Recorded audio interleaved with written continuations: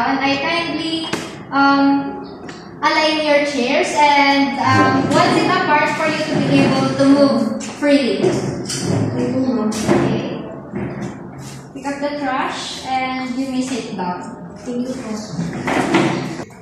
So for today's activity, we will do a traditional 2D animation. So are you familiar with 2D animation? Yes. Okay. That's a good start if you have the idea about it. So your information are processed earlier. For today's training, we will sketch a cartoon character, your favorite cartoon character. So for today's activity, the materials we need is a pencil. Do you have pencils? Yes. Okay. And a bond paper or vellum board. What do you have and prepared in your places? Paper.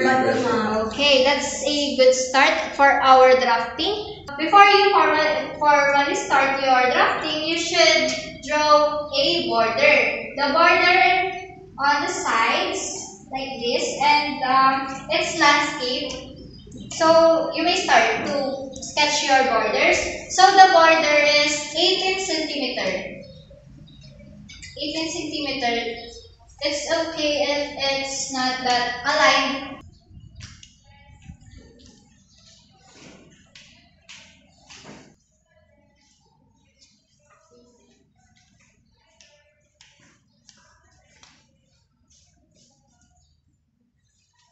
So are you finished with your borders? Yes. Okay, so after your borders, you will have the name box or the title box on the lower part of your papers. So the size of its box is 20 cm, 20 cm above. You may proceed go 20 cm above and then make a 9 cm on the center. 9 cm each of the sides. So you will produce a box in the middle. After that, so after you have the box on the middle, divide the both sides or the two sides with 10 cm with this.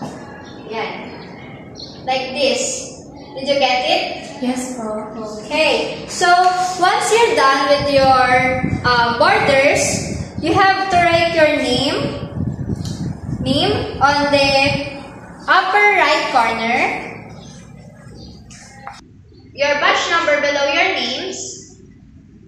Kindly write it down, and then on the next box on the other side, upper left box, kindly write the date today.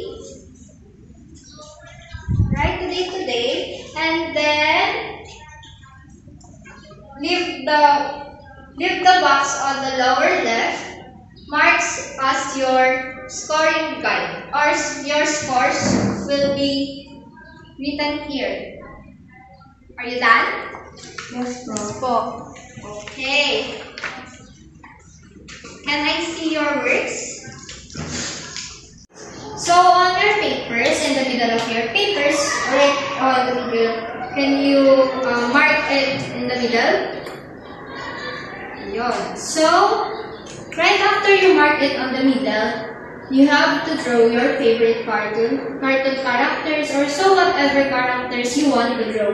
You may use your phones as your guide or as your inspiration for your drawings, and it will be passed later on. You have 1 hour to draw, and we will analyze if you meet the objectives and the expectations, and also the competency you need to meet on the end of our training. So you may proceed to your drawings. You may use your phones and everything.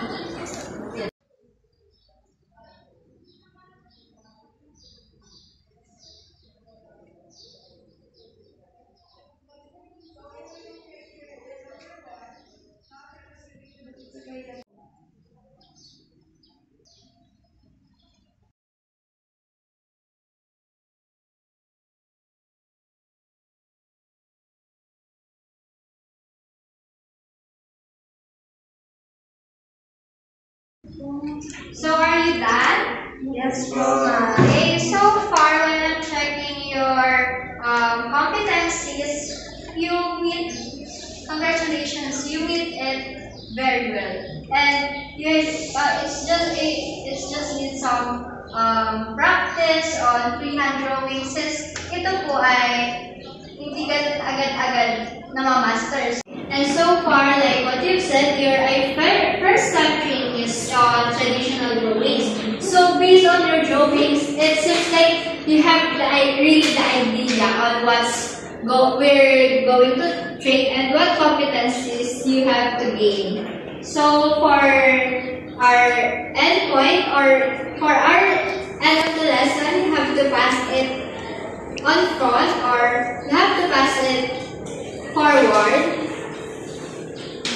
for us to be able to compile it, and we will give it back to you right after our training or the whole training sessions we will have it. So after you passed your paper at the front, what do you think your next training activity will be? Do you have any ideas? Mr. Henshaw? Sa tingin ko po is more on drawing pa po and mas mapapractice po yung aming hand-drawn techniques po. Okay, thank you, Mr. Mark. Miss Isa? Mas okay po siguro na kailangan pa pong i-enhance yung hand drawing, hindi lang po mas maano sa digital. Okay, thank you, Miss Manalo. Miss Erica? So, I think sa next pagkikita po natin parang mas more on techniques pa po sa drawings and yung mga ilalapat na po siya through digital, I think.